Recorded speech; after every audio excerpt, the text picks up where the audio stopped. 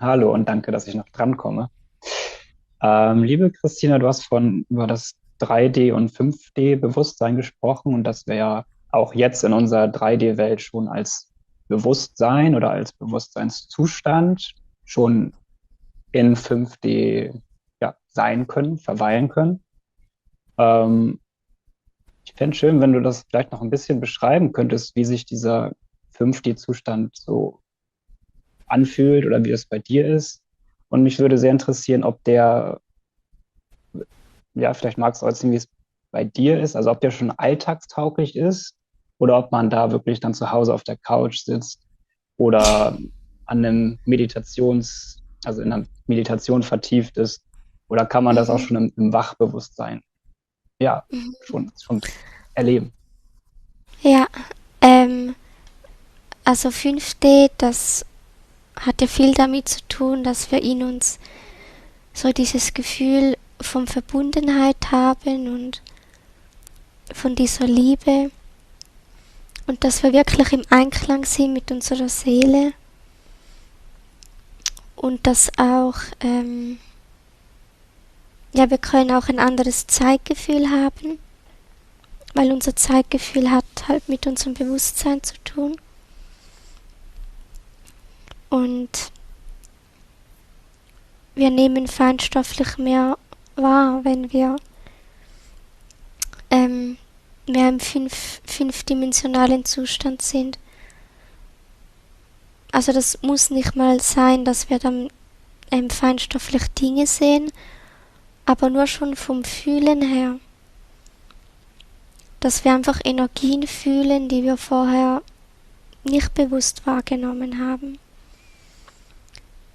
Und es kommt halt immer darauf an, ja, mit was ist man im Alltag beschäftigt. Also ich finde, viele Zustände, die man hat im fünfdimensionalen Bewusstsein, mit dem kann man einkaufen gehen.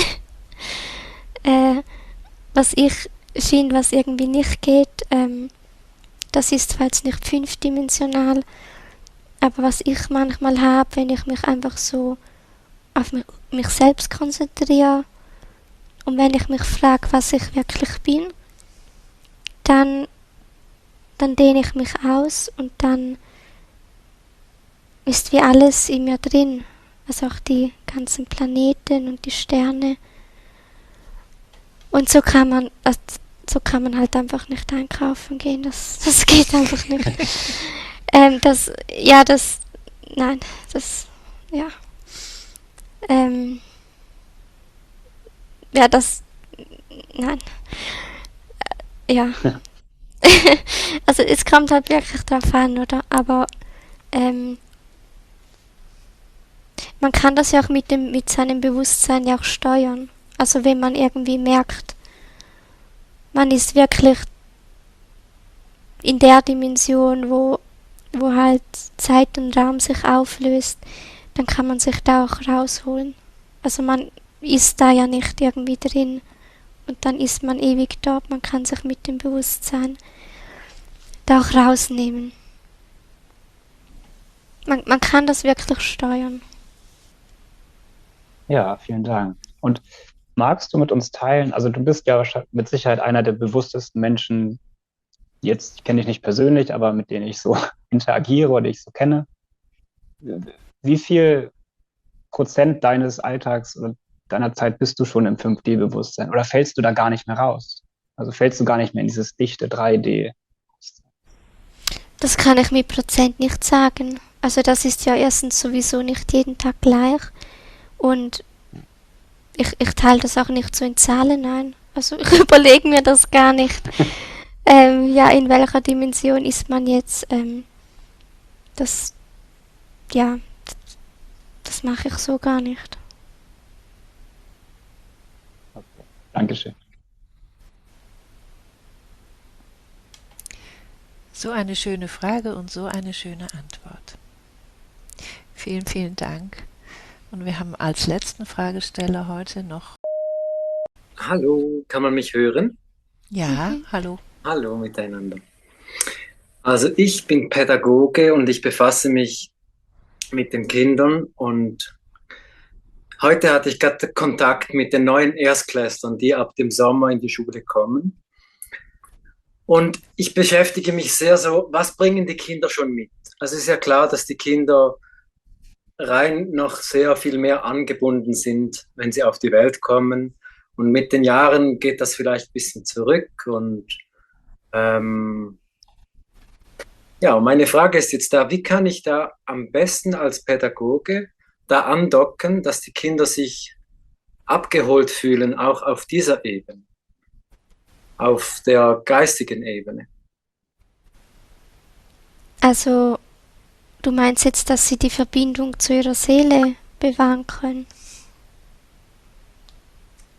Ich glaube, was ich meine, ist, dass vor allem sie das Gefühl haben, ja, diese geistige Welt, die sie mit sich bringen, die ist da und sie sind da nicht alleine, sondern Mhm.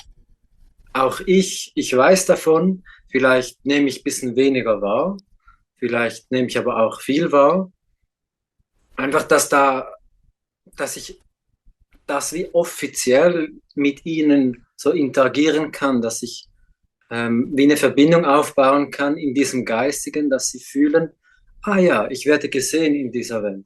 Das ist nicht nur etwas, was ich für mich machen kann, das darf ich mit anderen Menschen auch machen. Wie Also, kommt, dass man miteinander darüber spricht, meinst du? ja, zum Beispiel, ja? Oder, Also, wenn Kinder diese Verbindung haben, dann ist es ja wichtig, dass sie wissen, dass sie das dürfen. mhm, Also, dass sie nicht das Gefühl bekommen, dass das irgendwie falsch ist oder irgendwie Fantasie ist oder sonst irgendwas. Und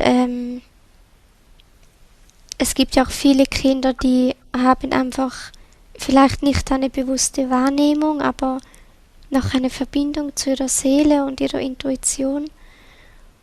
Und wenn man möchte, dass das da bleibt, dann hat das ja auch mit dem Umfeld zu tun, wo sie drin sind. Also zum einen natürlich mit den Eltern. Also wenn es dort nicht klappt, dann ja, dann ist es schwierig, dass das die Schule alleine auffängt. mhm, Ähm, und wenn Kinder halt Erwachsene haben, die diese Verbindung in sich noch spüren und danach leben, dann ist das für die Kinder ja auch ein Vorbild. ja, Und sie können das, sie merken ja, ob das, was die Erwachsenen ihnen weitergeben, ob das rein nur vom Verstand ist oder ob das auch auf einer tieferen Ebene wirklich da ist. mhm, Und am besten ist es halt schon, dass das, was man den Kindern weitergeben will, dass man das selber in sich hat. Weil nur dann kann man es auch wirklich weitergeben und ihnen auch das Gefühl geben, dass sie damit richtig sind. ja. Also das heißt, so wie je mehr, dass ich mir bewusst bin, was ich fühle, desto mehr kann ich das auch verkörpern und so bin Mhm. ich dann Inspiration für die Kinder. Ich muss Ja, gar nicht darüber reden oder so mit ihnen, sondern je mehr, dass ich mir das in meinem Alltag integrieren kann mit ihnen, ist am meisten schon getan. ja, also natürlich kannst du darüber reden, wenn sie offen sind, aber nur schon, ja, wenn du das selber in dir hast und danach lebst, ähm, erstens lernen die Kinder das und sie können das auch ernster nehmen, wenn sie merken, das ist wirklich bei dir. Mhm. Und dann ist ja auch die Wahrscheinlichkeit kleiner, ähm, dass du mit deinem Verhalten bei den Kindern das wieder runterdrückst, weil du hast es ja selbst. Mhm. Ich habe neulich auch eine ganz schöne Geschichte gehört von jemandem, die in der Schule dann auch gehänselt wurde, weil sie einfach Farben sah um gewisse Sachen. Und dann haben die anderen Kinder gesagt, so bist du auf dem Trip oder weiß nicht was, also wirklich so gehänselt. Und dann hat offenbar die Lehrerin das wunderschön aufgelöst und hat gesagt, hört mal, es ist eine Tatsache, dass nicht alle das Gleiche sehen. Ja? So. Und ich fand es total schön und auch nicht wertend, ja. So. Es sind einfach, nicht alle sehen das Gleiche und dass man das einfach als Selbstverständlichkeit auch in den Raum stellen kann. Mhm. Und die Kinder, die so sind, also so wie ich dich erlebe, wirst du das auch ganz schnell spüren, wenn ein Kind einen größeren Zugang zu den feinstofflichen Welten hat. Und dass du das dann auch gezielt abholen kannst. Aber ich denke, das machst du sowieso. Ja. Vielen Dank, lieber Claudio. Vielen Dank an euch alle heute Abend. Es war total schön und so harmonisch mit euch. Und nur schon mit solchen Zusammenkünften setzen wir ja sowas Wichtiges ins Feld. Und vielen Dank, Christina, für deine wunderbaren Antworten. Für die es am Anfang nicht ganz mitbekommen haben, die Aufzeichnung, die gibt es natürlich für unsere Community-Mitglieder wie immer im Community-Bereich, und für die anderen, also ich sage jetzt mal innerhalb einer Woche, soll das dann auch im Shop sein, und für die Gönner-Abos gibt es die dann auch bei Ihnen im Account. Ihr könnt es dann nochmal nachhören, denn es waren ja wirklich viele, viele tiefe Themen auch dabei. Vielen Dank für eure wunderbaren Fragen.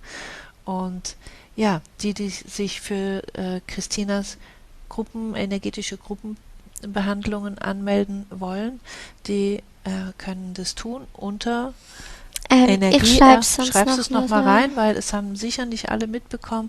Das ist etwas ganz Neues, was Christina anbietet, und es ist ganz wunderschön. Und für viele bewirkt es offenbar ganz, ganz Tiefes, was wir den Rückmeldungen entnehmen konnten. Und wir verabschieden uns. Ja, es ist drin. Super. Da ist die Adresse, wo ihr euch anmelden könntet für eine von Christinas wunderschönen Gruppenbehandlungen. Und damit verabschieden wir uns. Danken euch für euer Dasein, dass es euch gibt. Das ist nämlich ganz wichtig. Bis zum nächsten Mal. Tschüss.